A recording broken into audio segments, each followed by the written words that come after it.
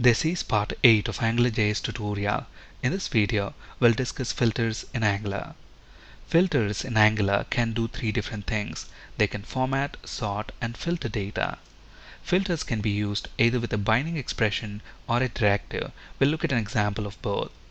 To apply a filter, use the pipe character. Here is the syntax. So we specify the binding expression, followed by that the pipe character, and then we specify the name of the filter, colon, and then any parameter value that we want to pass to that filter. We said that filters in Angular can do three different things: format, sort, and filter data. So here we have the list of inbuilt Angular filters that are available for formatting data. The first filter is the lowercase filter. As the name states, this filter formats all characters to lowercase. Uppercase filter formats all characters to uppercase. Number filter formats a number as text, includes comma as thousand separator, and the number of decimal places can also be specified. Currency filter formats a number as a currency. Dollar is the default currency. Custom currency and the number of decimal places can be specified. Date filter formats a date to a string based on the requested format. With date, there are several formats available in Angular. Here are a few of them. 4 small letter Y's gives us a 4-digit year, for example 1998. 2 small letter Y's gives 2-digit year. For example, if we provide 1998, we only get 2 digits, that is the last 2 digits, 98. As far as the month is concerned, if we use 4 capital letter M's, we get the full month name. If we use 3 capital letter M's, we get the short month name. 2 capital letter M's give us the month number. The month numbers from 1 to 9 will have leading zeros. With a single capital letter M, again we get month numbers, but then the month numbers from 1 to 9 will not have leading zeros. And the same is true for day numbers. To get the day numbers, we can use either 2 small letter D's or a single letter day. With 2 small letter D's, we get day numbers from 1 to 31, but then the day numbers from 1 to 9 will have leading zeros. With a single letter D, day numbers from 1 to 9 will not have leading zeros. For the full date format documentation, visit this URL right here. I'll have this link available in the description of this video. There's another filter, limit to filter. This filter can be used to limit the number of rows or characters in a string, and here is the syntax for using this filter. So we specify either our binding expression or a directive, and then we use the pipe symbol and then specify the name of the filter. This filter has got two parameters, limit and begin. The first parameter, limit, is required, whereas begin is optional. Let's look at an example of using all these filters. So here is what we want to do.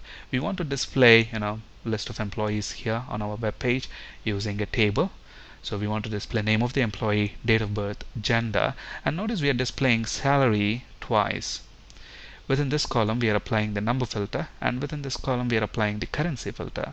And we also want to have this interface right here on the top of the table, rows to display, and this is a number type text box, which means you can use this up and down arrows to increment or decrement the number that is displayed within the text box. So at the moment we have this value 3 displayed, so that's why we have 3 rows here. As I increase the number of rows within this text box, we want those many number of rows to be displayed within this text box.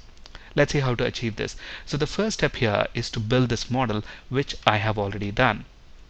So here we have our employees array, and notice every employee object has got name, date of birth, gender, and salary properties, and we have already attached that employees array to the scope object. Now let's go to our view, which is this HTML page 1.html. So here we want to present the data using a table. So I am going to use a table here,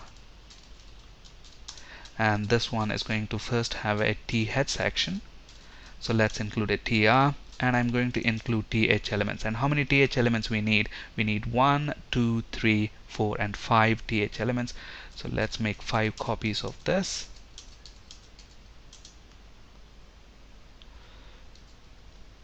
So first we want to display the name of the employee. Let's display date of birth and gender, salary twice.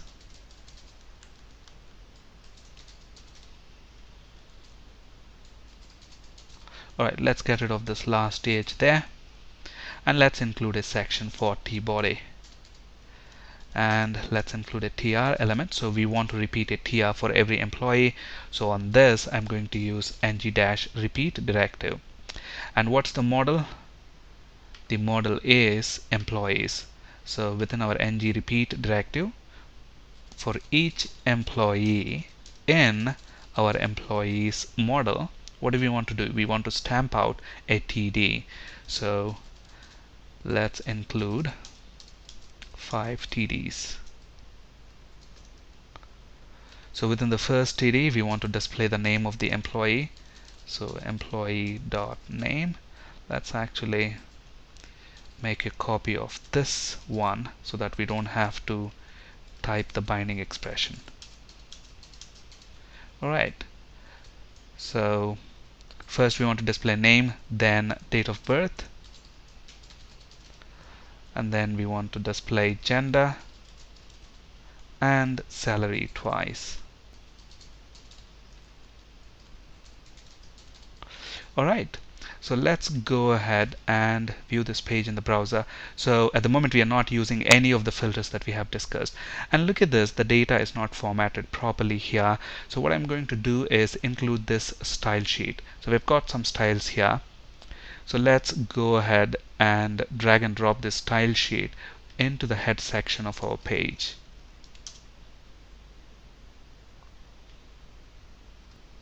So let's reload this page, and the styles are applied now. First of all, look at the name. The first letter is capital but the other ones are small letters. Now I want to capitalize all names of the employees. To do that, we can use the uppercase filter. So here we have our binding expression.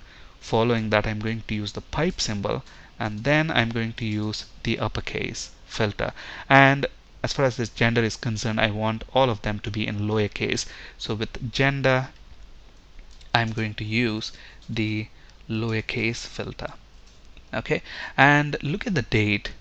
The date at the moment, it's displaying the entire date string. So we have the date part, and from here we have the time part. Now let's say I want just the date part, and that date part should be in dd, mm, and YYY. We want 4 digits in the year. So what I can specify here is use the date filter. So the name of the filter is date, and then we have to use the pipe to specify the filter. So pipe, and then the name of the filter is date, and then the format for date. Okay, so the value for the format is going to be dd /mm. So I'm using 2 capital letter M's, so I'm going to get 2-digit day number, and then 4 small letter y's, so we are going to get 4 digits in the year. So let's save these changes and reload this page. Look at that. Name is capitalized, date of birth is in dd, mm, YYY format, and gender is all small letters. Now let's go ahead and apply number filter on the salary column. So the first salary column, we want to apply number filter. So I'm just going to include that in the bracket so we can see which filter is applied. And for the second salary column, let's apply the currency filter. Alright, so we want to apply number filter. Now before we refresh the page, look at the salary that is displayed. So if you look at the salaries, we don't have any thousand separator here. Okay, so all we are doing right now is simply applying the number filter on the salary column. So when we reload this, look at that, we get the thousand separator. Now I also want to limit the number of decimal places, maybe to just to 2 decimal. Okay, so to do that, we can specify the value. So I use the colon symbol to specify the parameter value, and I want to limit it to 2 decimal places. Let's reload this page, and look at that, we only have 2 decimal places, and that value is actually rounded now. 788 is now 79. Now let's look at the currency filter. So on this salary column, I want to use the currency filter, and look at this. When we reload this, we get the default currency symbol, which is dollar. Now let's say I want to display this in Great British pounds, so I can specify the custom currency format, so which is going to be pound. And look at this, when we reload this, we get pound symbol as the currency format. And let's say, I want to limit this to just one decimal place. We can do that again. So I'm going to use another colon here and use one decimal place. And when we reload, look at that, we get only one decimal place now. Okay, so we discussed lowercase, uppercase, date, number, and currency filters. Now let's discuss the limit to filter. So depending on the number of rows that we have in the text box, we only want to display those many number of rows. So the first thing to do is get that interface right there on the page. So just above the table, I'm going to include an input element of type number, and I'm going to set this step attribute to 1. So what is this going to do? This is going to increment or decrement the value in the text box by 1 when you click on any of these arrows. Okay, so that's what step is going to do. And the minimum value is going to be 0 and maximum value is going to be 5. Okay, and I'm going to specify ng model directive on this, and I'm going to call it row limit. Okay, the number of rows that we want to limit to. Okay, so let's include two HTML break elements, and let's reload this page. So we should get that interface that we have seen on the UI, and we want that literal text as well, rows to display. Alright, so let's reload this page. Alright, so now look at this. For this number text box, we have specified the ng model as row limit. Now we don't have that property on the model, so I'm going to attach that to the model. So let's go back to the controller, $scope, and let's copy the name here and paste that within our script file. So $scope.rowLimit, let's initialize that to a value of 3. So when we first load the page, we only want to show 3 rows. That's the default value. And then the user will have the option to either increase or decrease that row limit. Okay. Now before we use this row limit variable, what I'm going to do is hard code that. So all these filters that we have used them in the binding expression. Remember, we have said that filters can be used either with a binding expression or with a directive. Now we have this ng repeat directive. I'm going to use this limit to filter with a directive. So we use the pipe character, and the filter is limit to, and it has got two parameters. The first parameter is the number of rows that we want to limit to, so I'm going to specify that as 3. I have hard coded the value. So let's go ahead and reload this page. Look at that. Now we have only 3 rows displayed, but then it starts at the first row by default. The first row is Ben's row, so that's what we see right here, and then it shows 3 rows for us.